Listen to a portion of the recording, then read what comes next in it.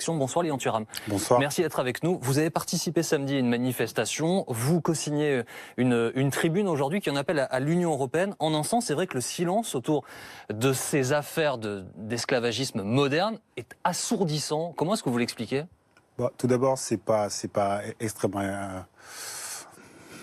Je vais essayer d'être calme.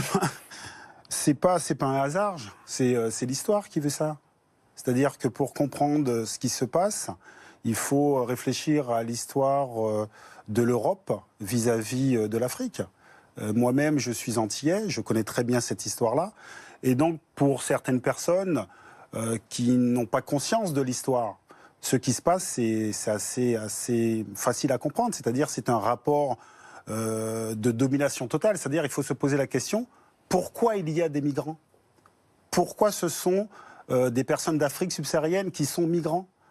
Ça explique le rapport qu'il y a entre l'Europe et l'Afrique, notamment sur le point économique. Je dirais que nous ne sommes pas naïfs, nous savons très bien que de tout temps, l'Afrique a été centrale pour l'économie du monde. C'est encore le cas aujourd'hui, notamment les matières premières. Le rapport de domination qui a été le nôtre en tant que la France sur les pays francophones, ça existe encore aujourd'hui. Et je trouve que c'est extrêmement naïf de ne pas comprendre en fait ces rapports de domination. Est-ce que vous pensez que les autorités européennes, la France en particulier, a conscience que ces choses-là ont lieu en Libye, que ces passeurs utilisent la détresse de ces gens ?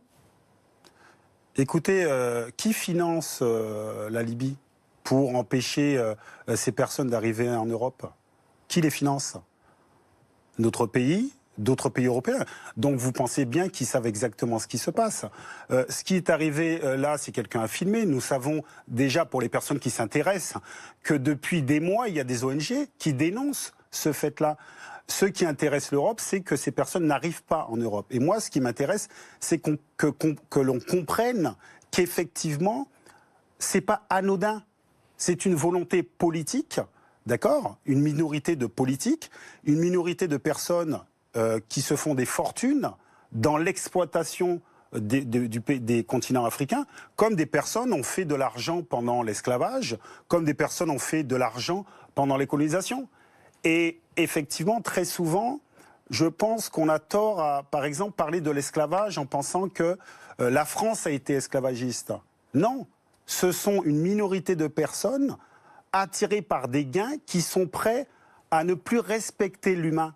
À ne plus respecter l'humain. Et vous savez, lorsque on voit ces images-là, mais ces personnes interpellent notre humanité. Notre humanité. N'oubliez pas que nous sommes dans un pays où, si vous aidez des migrants, vous pouvez aller en prison. C'est ça la réalité. Alors, la réalité aussi, pour rappeler les choses de façon extrêmement concrète, c'est qu'en 2013, il y a eu un amendement qui a créé un crime d'esclavage et de servitude, 15 ans de réclusion, hein, c'est ce qui punit cette forme d'esclavage moderne, pour répondre donc à une situation qui est très concrète, façon de dire que les politiques savent que ces choses-là ont cours. Il y a plusieurs de millions de personnes qui aujourd'hui sont victimes d'esclavage sur la planète. Mais bien sûr qu'ils le savent. Mais vous savez, je pense que parfois nous sommes aussi, chacun de nous, dans une certaine hypocrisie. Nous savons très bien les rapports de domination qui peuvent exister entre continents, entre pays. C'est-à-dire qu'aujourd'hui, on parle de l'esclavage, mais il faut savoir aussi qu'il y a des enfants qui travaillent pour faire des habits, il y a des enfants qui travaillent dans des mines pour que nous ayons nos téléphones portables. Et donc, je pense que nous devons, société civile, comprendre qu'effectivement, nous devons peut-être questionner le système économique qui est le nôtre aujourd'hui. C'est le système économique qui est responsable, selon vous, de cette situation. Quelle doit être la réaction de l'Union européenne, puisque la tribune que vous signez aujourd'hui, on appelle très clairement, de façon solennelle, pour reprendre les mots de Dominique Sopo à l'Union européenne. Que demandez-vous concrètement à l'Union européenne ? Tout d'abord, peut-être avoir le courage de comprendre que le monde ne leur appartient pas. Parce que c'est ça, en fait, que les hommes ne leur appartiennent pas. Et c'est-à-dire qu'à un moment donné, effectivement, nous devons réfléchir au partage des richesses qu'il y a sur cette planète. Comment l'Union européenne peut se réunir et décider de payer un pays chaotique et se poser la question pourquoi ce pays est chaotique quand même. Il faut se rappeler qu'est-ce qui s'est passé en Libye et la responsabilité qui est de notre pays. La mort de Muammar Kadhafi. Exactement, oui. Et donc, effectivement, si vous prenez cette direction-là, vous savez très bien comment ça va se terminer. Parce qu'encore une fois, il y a des camps de rétention. Dernièrement, j'ai été à Perpignan visiter un camp de rétention où est-ce qu'on mettait les Juifs, on avait mis les Espagnols, on avait mis les tirailleurs. Mais effectivement, l'Europe, aujourd'hui, délocalise ces camps-là.